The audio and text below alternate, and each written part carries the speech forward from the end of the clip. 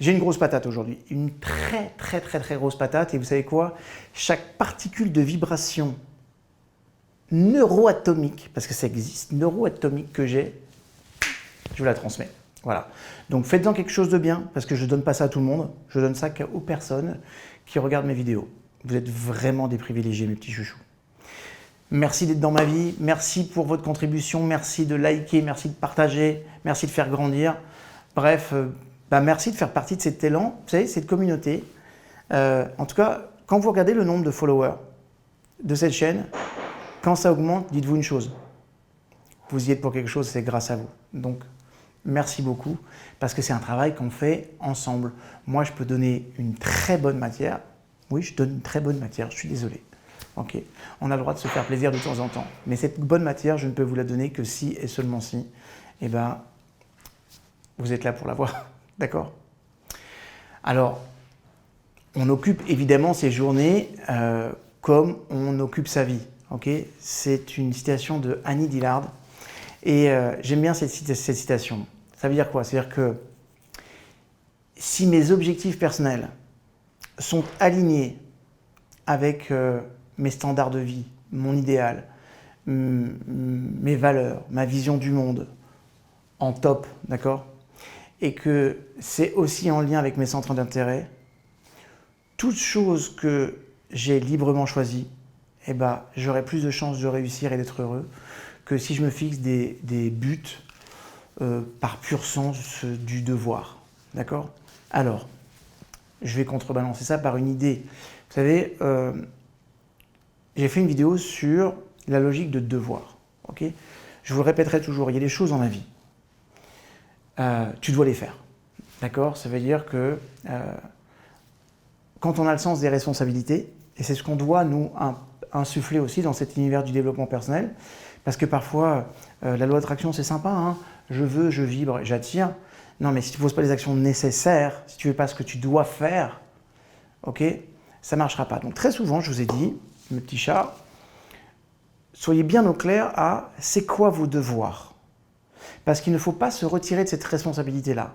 Maintenant, chaque fois que vous allez faire quelque chose, même vos devoirs, ok, mais que ça fait du sens, que ça vous connecte à vos valeurs, que ça est connecté à vos standards, et ben c'est beaucoup plus efficace, c'est beaucoup plus motivant et ça marche beaucoup mieux. Bon, je vous l'ai souvent dit, mais je vais revenir sur cette notion-là parce que c'est important. Parce qu'une fois encore, ça ne veut pas dire qu'il faut se dérober face aux responsabilités, face à nos obligations, sous prétexte qu'on n'a pas envie de s'en occuper à un moment précis. D'accord? Ça signifie plutôt que je dois structurer ma vie de façon globale, de telle manière qu'elle suive une voie que j'ai vraiment activement choisie. D'accord? Et donc, que, naturellement dans la mesure du possible, hein, mes chouchous, hein, compte tenu des contraintes qui s'imposent à nous, tous les jours, le but c'est de faire quelque chose en lien avec mes passions, que je reste fidèle à mes valeurs, que ça soit fidèle à mes aspirations les plus profondes. Hélène Langer et Judith Rodin, qui sont deux psychologues, ont enquêté dans une maison de retraite. Elles ont mis en place une étude aléatoire et elles ont réparti les pensionnaires logés à 2 étages différents en 2 groupes distincts. Des pensionnaires qui bénéficiaient d'une aide à tous les niveaux, okay, par exemple, organisation de l'emploi du temps, on le faisait pour eux, on arrosait les plantes vertes pour eux, tout était pris en charge. Okay. Et à un autre étage, on laissait plus de responsabilités et on laissait plus de choix. Par exemple, s'ils s'intéressaient à une plante particulière, ils prenaient l'engagement d'en prendre soin par eux-mêmes. D'accord ? Ils menaient leur vie un peu à leur guise. Par exemple, c'est eux qui décidaient à quel moment ils pouvaient regarder un film et à quel endroit recevoir les visiteurs. Bref, un tas de choses comme ça, petites, mais qui ponctuaient leur quotidien. En clair, ils avaient beaucoup plus souvent l'occasion de choisir délibérément leurs occupations en lien avec ce qui leur plaisait. 18 mois plus tard, les membres du second groupe, okay, donc les personnes qui avaient plus d'autonomie, étaient beaucoup mieux portants En tout cas, c'est eux qui le disaient. Okay. Et puis même les soignants disaient qu'ils étaient beaucoup plus vigoureux, beaucoup plus actifs, beaucoup moins déprimés et beaucoup plus sûrs d'eux en termes de confiance. Ils étaient aussi beaucoup plus gais et faisaient preuve davantage de vivacité d'esprit. C'est normal, ils devaient s'occuper l'esprit, ils devaient prendre en charge, donc s'obliger à. Mais en tout cas, la conclusion de cette étude, qui est vraiment passionnante, je trouve personnellement, parce que moi quand je l'ai découvert, je trouvais que la façon dont c'était mené, c'était vachement sympa. Mais la conclusion est encore plus intéressante encore. Le taux de survie était 2 fois plus élevé dans le groupe dans lequel les personnes choisissaient eux-mêmes de faire les choses que dans le premier. En clair, le fait d'arroser ses plantes, de choisir ses films, de prendre ce type de décisions qui peuvent paraître insignifiantes, ne contribue pas seulement à améliorer la qualité de leur vie, okay, et ben ça la prolongeait. Je trouve ça énormissime. C'est-à-dire que plutôt que de se porter au secours des gens, qu'ils soient jeunes ou qu'ils soient vieux, en satisfaisant le moindre de leurs désirs, le moindre de leurs besoins, parfois il est préférable de leur laisser le choix, mes chouchous. Donc, parfois, c'est important de passer du « je dois » à « je veux » ou « j'ai envie » ou « j'aimerais ». D'accord ? Ne plus se plier aux activités qui sont prescrites, mais essayer de choisir librement celles que l'on veut mettre en place. C'est ça qui peut changer une vie. Et vous savez quoi ? Ce n'est pas une question d'âge. Ce sont les petites décisions qui créent les grandes différences. Je répète, ce sont les petites décisions qui créent les grandes différences. Mes chouchous, la vie, elle est courte. D'accord ? Qu'est-ce que vous voulez faire de la vôtre ? Là, maintenant, tout de suite, à cet instant précis. Qu'est-ce que vous voulez faire ? Et puis demain, et puis dans 10 ans. Mais c'est à vous de le décider, c'est à vous de le choisir.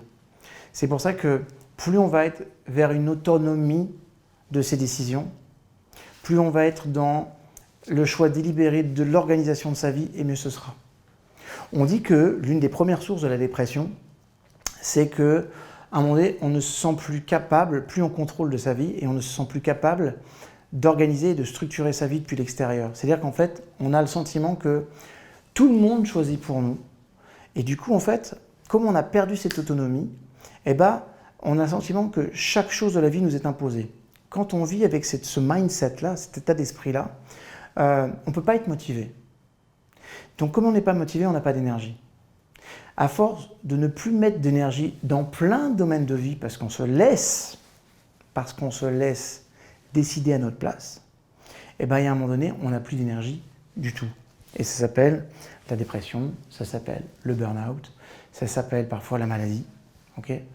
Donc, c'est important de comprendre que plus vous allez être en autonomie de choix, et plus vous allez dire, tiens, je vais faire des choses que je choisis, qui sont en lien avec mes valeurs, qui me font du bien, qui me tirent vers le haut. Je vous donne un exemple.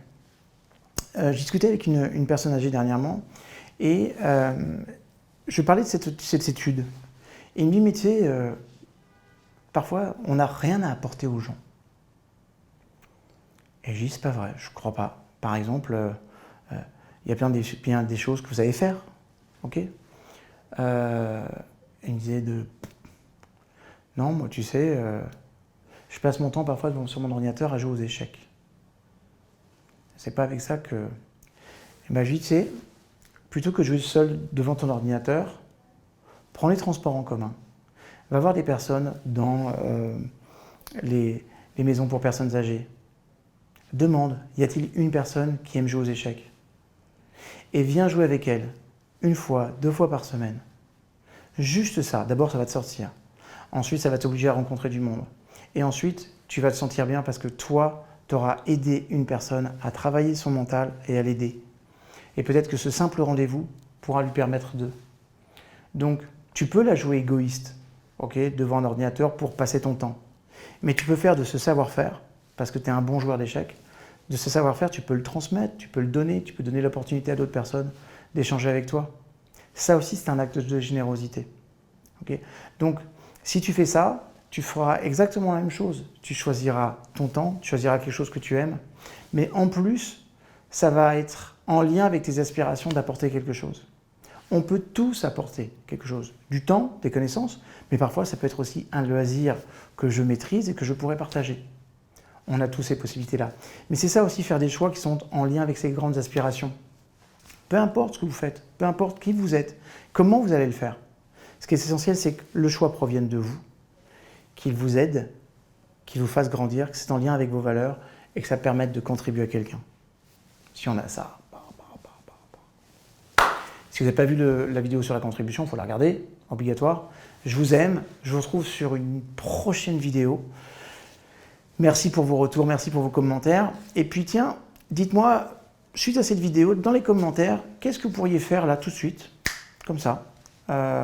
Qu'est-ce que vous pourriez choisir par vous-même, de faire par vous-même, et qui pourrait faire une petite différence dans votre vie. En pas dans une grande, petite. Je vous aime, à très bientôt.